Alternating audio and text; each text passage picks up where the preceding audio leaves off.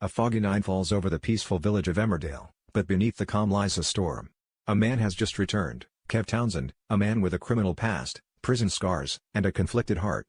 He thought he would find peace behind bars, but his return sets off a chain of events that shocks the village, leading to a murder that shocks the whole village. Kev was a notorious criminal, serving a long sentence for a violent bank robbery. While in prison, he met Robert Sugden, a cold but lonely man with a broken heart.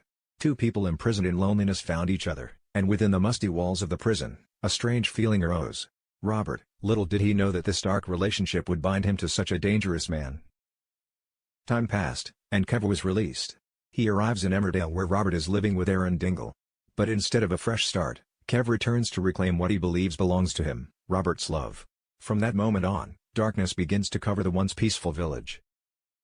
Kev's appearance causes the relationship between Robert and Aaron to crack day by day. Kev always appears at the right time, enough to sow guilt in Robert's heart, and in Aaron's heart, a fire of jealousy burns. One evening, in the Woolpack pub, Kev confronts Aaron. His eyes are cold as steel, his voice is small but sharp as a knife. "If you dare to stop me, you will regret it. I will not leave prison to lose him to you." From then on, Aaron lives in fear, but also in suppressed rage. Robert, caught between two men who once loved him, gradually loses control. He knows there is something wrong with Kev. On one hand he loves, on the other he threatens, as if he is hiding another plot. On the evening of October 28, a heavy rain fell. Robert sought out Kev to talk, hoping to end the toxic relationship. But in the dark house at the end of the village, the conversation quickly turned into a dangerous confrontation. Kev smiled faintly, poured wine, and said, "You think you can leave me? I've given up my life for you. You owe me, Robert." Aaron, worried about Robert, rushed over and found the two men facing each other. Kev's voice rang out, cold, "If you interfere again, Aaron, I will kill you." A moment of deadly silence. Robert intervened. Aaron left angrily. But after that night, Kev disappeared. 3 days later, the police discovered a body in the woods near the Dales. The body was half buried in mud, its face disfigured, but the necklace engraved with the letters KT confirmed it all. Kev Townsend was dead. The whole village was shaken. All eyes were on Aaron, the one with the most obvious motive. He had been threatened, had argued with the victim, and had disappeared from his home on the night of the murder. But while the police focused on Aaron, people began to suspect something more sinister. On social media, Emmerdale fans were running wild with theories. Someone wrote, "Aaron is so obvious. The real killer must be someone no one expected." And the name that was mentioned most often was Aaron's mother, Charles Dingle. A strong woman who had experienced loss, and who would protect her son at all costs. If Kev had threatened Aaron, would Chaz have sat still? Little clues began to appear: the muddy jacket Chaz hid in the shed, a scratch on her hand, and the averted look when someone mentioned Kev. Another fan commented, "If Kev hurt Aaron, Chaz wouldn't forgive him. She might kill to protect her son." While the village was filled with suspicion, Robert became silent. He knew more than he let on. Before Kev died, he revealed that he had evidence incriminating Robert in the old prison incident, a secret that could destroy everything. Could Robert have had a motive too? Could it be that the man who once loved Kev was the one who killed him in a fit of desperation to protect his current life? A final scene that left the audience shivering. Robert sat alone by the lake, looking at the still water. He opened his hand to reveal an old wedding ring, the faded inscription R, heart emoji, K. His eyes were filled with guilt. Emmerdale ended the episode with Chaz standing by the window, looking out into the darkness, her eyes filled with tears, her hands clutching a muddy towel. Meanwhile, Aaron was summoned by the police. Robert disappeared from the village. The distant sound of church bells signaled a funeral, or the beginning of a new tragedy? The audience was silent. Who really killed Kev Townsend? Was it Aaron, the lover in a fit of jealousy? Was it Chaz, the mother desperate to protect her son? Or was it Robert himself, so haunted by the past that he chose death as a way out?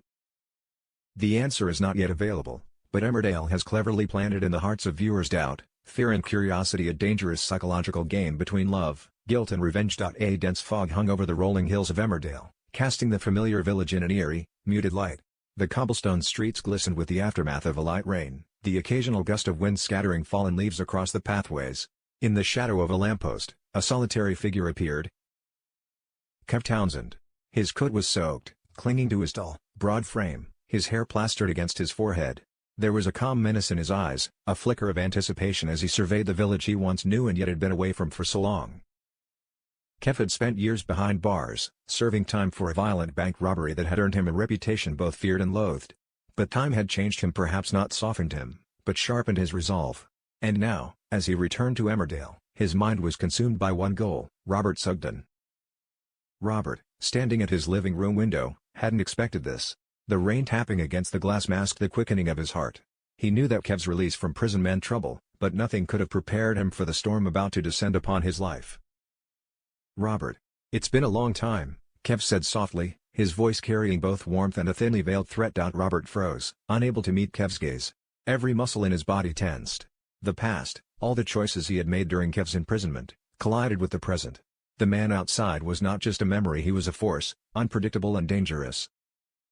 The following morning, Aaron Dingle entered the Woolpack. Sleep-deprived and tense, he overheard villagers whispering about Kev's return. Aaron's heart sank as the whispers grew louder. Everyone knew the fraught history between Robert and Kev. Aaron's mind replayed the threatening words Kev had once spat at him: "If you try to stop me, Aaron, you'll regret it." Fear and anger swirled inside him, a volatile mix. He wanted to act, to confront Kev, but prudence demanded caution. He needed a plan. Kev was unpredictable, dangerous, and now free. Meanwhile, Robert, unable to bear the suspense, decided to confront Kev. He arrived at the familiar but now ominous Sugden property, every step echoing his unease. Kev awaited him, the shadow of a smirk tugging at his lips. "Robert, Kev. We need to end this. You can't just come back like this." "Kev, end it?" "Robert, you don't understand. I've spent years thinking about this. I've sacrificed everything for you. I'm not leaving." The tension in the room was palpable. Kev's gaze was piercing, unwavering, filled with longing and menace. Robert felt his resolve weaken, torn between fear and lingering affection. Over the next few days, Kev's presence became a source of constant unease in the village. He provoked Aaron at every turn, their encounters becoming increasingly hostile. He clashed with Cain Dingle and even some of Robert's close friends. Every confrontation revealed Kev's volatility, every glance and word carried an underlying threat. Charles Dingle, observing from the sidelines, grew concerned. Her maternal instincts flared as she watched Kev's behavior, sensing that it was only a matter of time before someone got seriously hurt. Late one evening, she visited Robert under the guise of casual concern, but her sharp eyes never left Kev. "If you hurt Aaron," she said quietly but firmly, "I won't forgive you." Kev's response was a chilling smile. His confidence unshaken, he seemed to feed on the fear and tension around him. The storm broke one night as Robert received a cryptic message. Kev was waiting for him at the old farm. His pulse raced with anticipation and dread. He knew this confrontation could change everything. Aaron, suspicious and anxious, followed him in secret, unwilling to be left in the dark. The farm lay shrouded in darkness, lit only by the occasional flash of lightning and the cold glow of the moon. Kev emerged from the shadows, his coat drenched, face unreadable. "Kev, so, you've come. Now we settle this." Words escalated into argument, voices sharp with accusation and fear. Aaron stepped forward, emotions boiling over, and Kev raised his hand in warning. The tension escalated to the breaking point. From the darkness, Chaz emerged. A flash of steel glinted in her hand, a heavy iron bar she had concealed. Her movements were swift, decisive, born of desperation and maternal instinct. "Stay away from Aaron, or I'll stop you," she yelled. In the chaos, Kev was struck. He fell to the rain-soaked ground, eyes wide with shock, mouth opening in a soundless cry. Blood mingled with the mud beneath him, his life slipping away in moments. Robert and Aaron stood frozen, unable to comprehend the rapid sequence of events. Kev's last breath was a whisper, a mix of disbelief and resignation: "I can't believe." The next morning, the village was in uproar. News of Kev's death spread like wildfire. Aaron was initially suspected, given his public confrontations with Kev. But evidence soon pointed elsewhere: Chaz's footprints in the mud, a smear of blood on her coat, and her trembling hands. Confronted by the police, Chaz admitted the truth. "I did it. I couldn't let him hurt Aaron. I had no choice." The revelation sent shockwaves through the community. Robert's heart sank as he struggled to reconcile the actions of Chaz, the woman he had come to respect, with the violent reality of Kev's death. Aaron, meanwhile, grappled with relief and guilt, knowing that his mother had crossed an unimaginable line to protect him. Kev's funeral was held on a gray, rainy day, the weather mirroring the grief of those left behind. The villagers stood in solemn silence, each wrestling with their own emotions. Robert lingered, silent and haunted. Aaron clasped Chaz's hand, trying to offer comfort while processing the trauma. The wider village whispered, some condemning, some understanding the complexities of the act. The camera lingered on Chaz's face, a mixture of triumph and sorrow, a mother's victory shadowed by the weight of guilt. Robert walked away quietly, the storm in his heart reflecting the stormy skies above Emmerdale. As the rain continued to fall over Emmerdale, shadows moved at the edge of the village. Robert received a mysterious note. "You think it's over?" But Kev's death was only the beginning. Aaron's gaze met Ches. "Mom. Are we safe now?" A dark silhouette appeared at the edge of the village, watching. The screen fades to black as ominous music swells. Narrator: Emmerdale will never be the same. Secrets still linger, and the next shock is waiting around the corner. Who will be the next to face the consequences? Kev Townsend's murder cast a dark, gloomy shadow over the once peaceful village of Emmerdale. Charles Dingle's confession, though shocking, seemed to open a new chapter filled with secrets and lies rather than closing a tragedy. In the days that followed, the atmosphere in the village grew heavy. Ches, released on bail while awaiting trial, returned to the silence of her family and the curious stares of the villagers. She tried to appear strong, but her slender shoulders and sunken eyes couldn't hide the burden of guilt and fear for the future. Aaron, though exonerated, was plunged into a different kind of torment. He knew his mother had sacrificed everything to protect him, and that very truth became an invisible chain binding his soul. Every time he looked at his mother, he saw her in the pouring rain, her trembling hand holding the iron bar, and it left him unable to breathe. Robert, meanwhile, became a completely different person. He grew silent, distant, and often disappeared for hours on end. He was no longer the steady anchor for Aaron. Instead, he was lost in his own thoughts. The old wedding ring from his past with Kev, a symbol of a sinful history, was carefully hidden, but Kev's ghost seemed to haunt him in every dream. Robert knew something was wrong with Chaz's confession. Chaz was a protective mother, but cold-blooded murder didn't seem to be in her nature. He began to investigate quietly, piecing together the events of that fateful night, and the deeper he delved, the more he realized a far more horrifying truth. Robert's suspicions were not unfounded. At the police station, investigators also began to notice inconsistencies in Chaz's statement. The mud on her coat didn't perfectly match the crime scene. The wound on her hand appeared to be defensive, not from an attack. And most importantly, a mysterious witness had come forward, a truck driver who had passed the road near the old farm on the night of the murder. He claimed to have seen not one, but two figures leaving the scene after Chaz, one of whom bore a strong resemblance to Robert. Meanwhile, a new character appeared in Emmerdale, a woman named Lena, who introduced herself as Kev's sister. Lena was beautiful and sharp, but her eyes always held a hidden sorrow and resentment. She quickly approached Robert, initially to learn about her brother's final days, but soon, her true purpose became clear. Lena knew about Robert and Kev's relationship in prison, and she believed that Robert was responsible for her brother's death, whether directly or indirectly.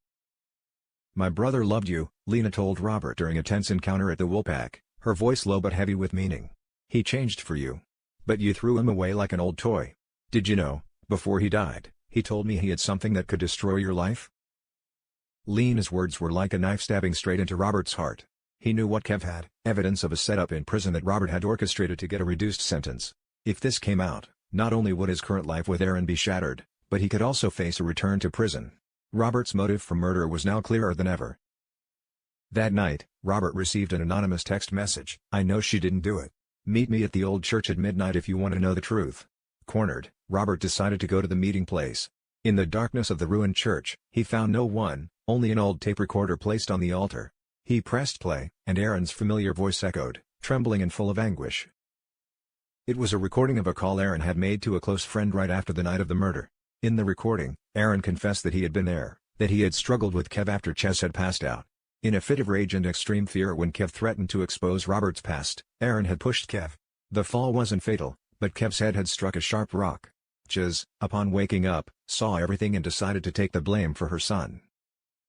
Robert stood frozen, the tape recorder falling from his hand. It all made sense now. Chaz had lied to protect Aaron. And Aaron had been living with the torment and guilt ever since. Their love, the very thing they had tried to protect, was built on a terrible lie. The church door creaked open. Chaz and Aaron stood there, their faces streaked with tears. They had followed Robert. "I'm sorry, Robert," Aaron whispered. "I didn't want Mom to have to sacrifice herself for me." But before they could decide what to do, the sound of police sirens echoed in the distance, growing closer. Lena stood in the shadows, a phone in her hand. She had called them. Her revenge was finally complete. The screen fades to black as the three of them stand there, trapped by the harsh truth. The distant church bells ring out again, not signaling a funeral, but the collapse of lies and the beginning of a new sentence. The audience is once again left with the question, can love survive after all these tragedies? And will Emmerdale ever find its peace again?